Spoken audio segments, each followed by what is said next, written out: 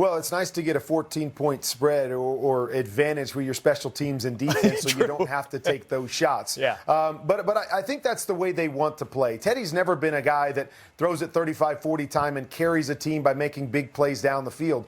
They want to manage this game, and that falls to defense. They got to keep this game close. They want to run the football. Alvin Kamara looked really good and manage the pass game. And then Sean Payton's going to probably have to design a couple big plays. But I believe that's the way they want to play this weekend as well. And you know that crowd will be cranked up there. Dak Prescott will be silent count probably all 4 quarters. Kurt, thanks for the insight. Kurt's going to join us again a little bit later in the show for his top 5 quarterbacks. Here we go now. He said they think 25. He said they're just going to leave 25 on him one-on-one, he thinks. Yeah.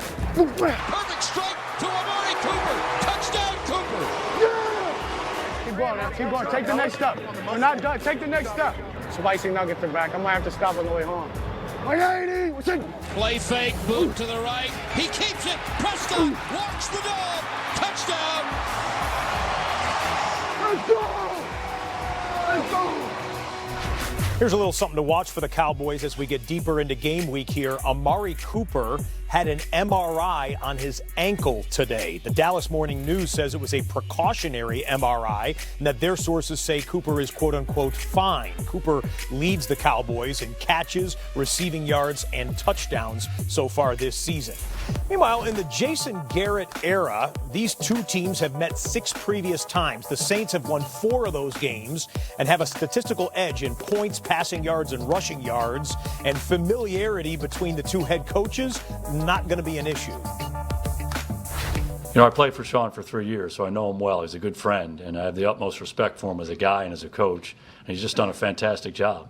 Done a great job with the program there, how they play offensive football, defensive football, how they play on special teams.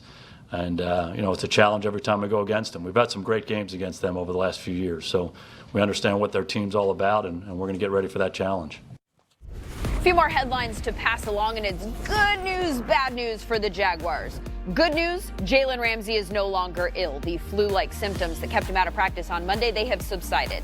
Bad news, Jalen Ramsey is now hurt.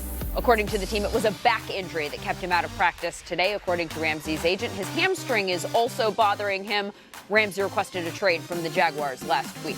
Steelers did make a trade yesterday for a tight end. Nick Vanette, who spent 4 years with the Seahawks, shipped to Pittsburgh last night for a 5th-round pick as Vance McDonald works his way through a shoulder injury from Sunday's game. He was spotted in a sling yesterday. Tomlin says he's optimistic McDonald will be available on Monday. Also trending in the right direction for Week 4, Julian Edelman, who left Sunday's game with a chest injury, who was limited today in practice.